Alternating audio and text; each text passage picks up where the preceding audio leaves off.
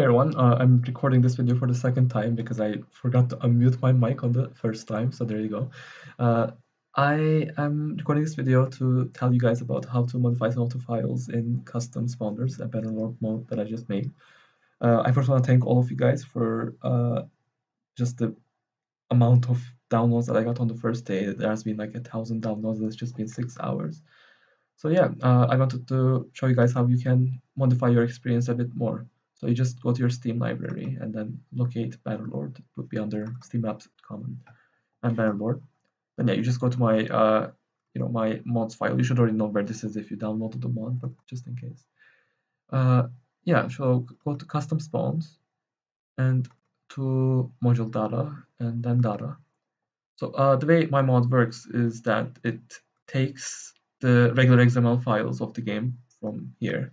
So this one would add the troops, and this one would add the templates into the game. This is just a config file for the mod. And then it looks into the data file and looks at this file here to spawn the actual added parties and the troops.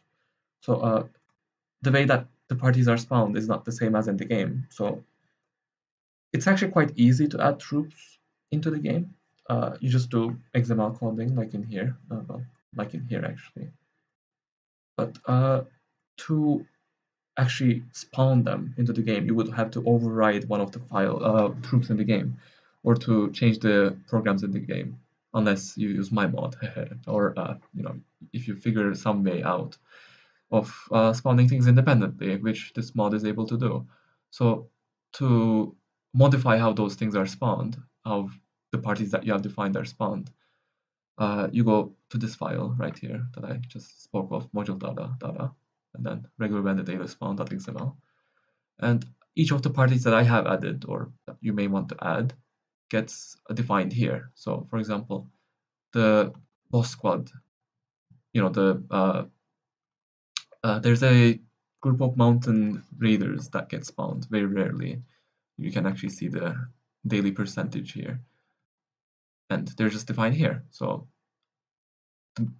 you can define the maximum number of that party that is on the map. You can define the chance of it being on the map every day, the chance of it spawning every day. And this chance inverse constant actually gets added onto this chance of spawn, depending on how many are on the map. So at first, the chances that would actually be 0.014. And then when the second one is about to be added, then it would become 0.004. So yeah, you can set this up such that there's always some troops on the map, but the probabilities of there being more than a couple on the map exponentially decrease. So there's always some chances of, there being so many raiders on the map, but it's very small. And as you add more and more parties, that those chances of the map just being filled with bandits gets less and less. But you do get some variance in the game, which is always fun. So anyway, to modify the speed, you just come to external linear speed, as people have been asking on the forums. And you can just make it 1.7. This is the extra speed that gets added, so I already defined some extra speed. If it's not on the party, you can still just add it. You could just drop it in there. So let me find one that doesn't have it. Even if it didn't have it, you could just add it, and my mod would automatically add the extra linear speed.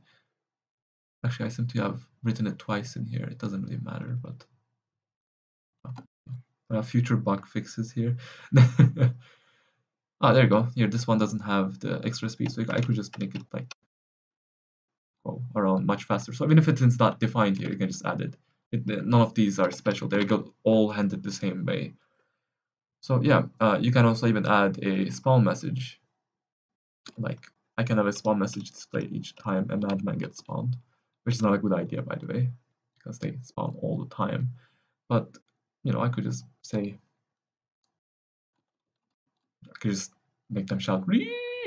And then you can actually tell the mod to display where they spawn. So you just write spawn place in these brackets. The reason why I didn't use these rich brackets, or whatever they're called, is because Bannerlord uses them for some reason. I didn't want to have it crash on some grounds. So yeah.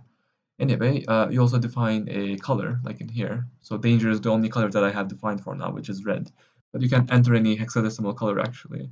So like let's say FFFFF. Each of these F's define a color. So FF would define red. This FF would define green, and this one would define blue. You can actually look into it more. I won't delve into it more here. This is just a quick tutorial. And you have to add one more for the alpha value. So yeah, Bannerlord is pretty rich that way. Let me just go back to Danger. There you go.